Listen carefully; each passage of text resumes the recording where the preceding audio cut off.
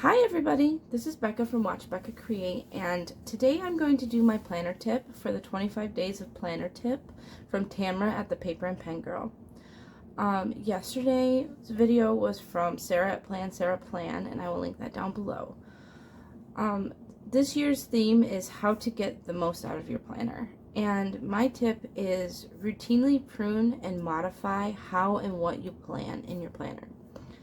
And the way that you do this is you check in with your planner during your daily, weekly, monthly routines, and you just go through your planner and you flip through it and you see what areas of your planner are you just not using. What are you not visiting very often? Is it because like your life has changed and you need to do, like, you just don't need it anymore? Do you not like the insert? Do you not like visually the way it looks? And if there's something that isn't working in your planner, when you think about your planner and think of an area of your planner that isn't working for you, is there something like, can you try a different insert, a different spread? Can you try to track that information or capture that information in a different way that if you need to track that, like if you need to have that information, if it's something you need to have, try to do it in a different way. And after a few attempts of that, if it doesn't end up working for you, maybe it needs to go into a separate book, separate planner, or a separate way of housing that information. And just modify how you plan it, and then if it doesn't work in your planner after a few attempts, just prune that information and put it elsewhere. A couple examples I have of this is my reading section cannot go in another book. I tried. I tried having a separate reading journal, and I just can't do it. I never visited it. I never tracked the information. I would have to, if I was out and about and I finished a book while I was out, I would have to wait until I got home, and it just, I never remembered that I had it. It has to go in my planner. I cannot have it anywhere else. So I always make sure when I set up my planners that I have these inserts that I know work for me in that area, and I know that this is how that information needs to be housed for me. So I have like my book covers, and then I have my book log. I changed inserts recently, so I didn't rewrite all of these because they're in my other insert that I have in storage. So just the current ones that I'm currently working on. I have my due dates for the library, my library holds, and then I have my future releases. So whenever I see a book that like a sequel to a book that I have read, or a book from an author that I want to read, I write it right in here. As soon as I see it, I just write it right in here. So this information has to be in this planner. And an example of information that cannot be in this planner is my contacts reference information. So anytime I talk to anyone on the phone, or I have a conversation with them in person, or I have an email correspondence with them, within the context of like my son and medical stuff and things like that, I write it on an index card.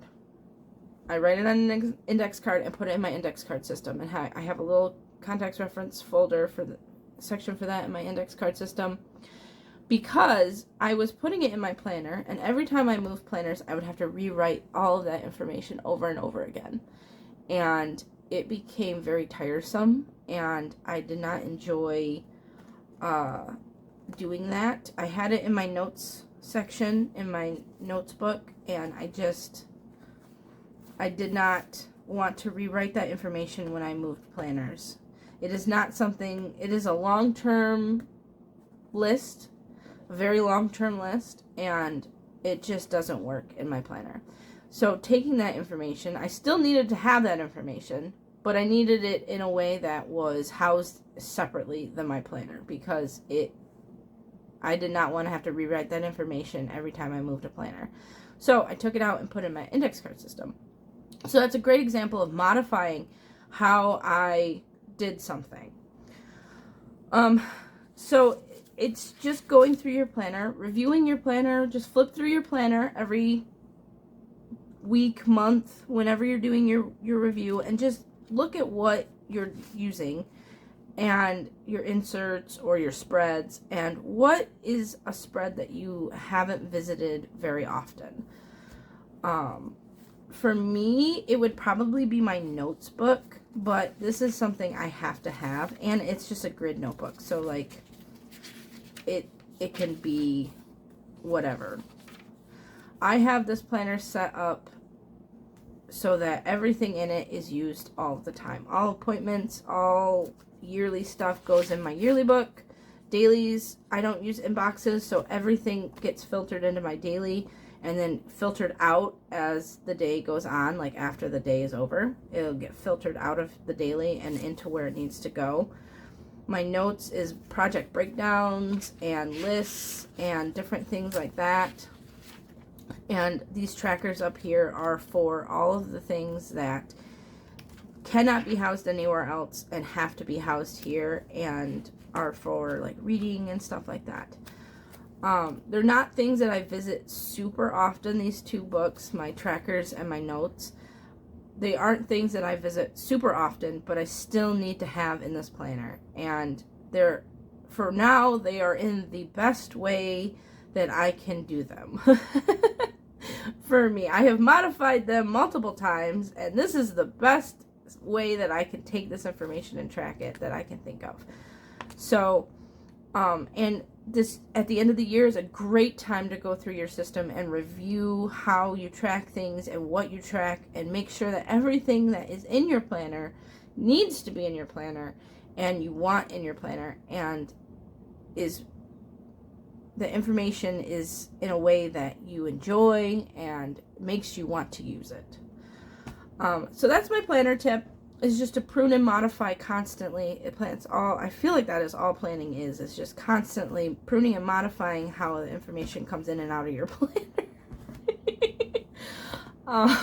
So again, I want to thank Tamra at the Paper and Pen Girl. This is a great series. I love doing it this is my second year. I'm so excited to be asked back this year.